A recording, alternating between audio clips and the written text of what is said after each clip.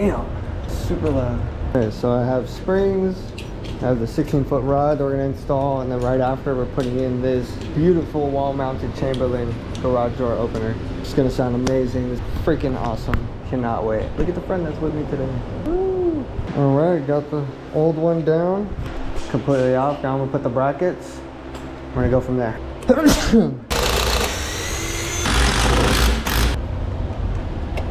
Now, before any of you guys say, oh my God, you're doing it wrong, you're putting it upside down. The reason why I did that was because if I put this down here, this thing would be pushing in, it'd be lopsided. Tried it on the other one, it just did not work. And these do not carry any tension on them.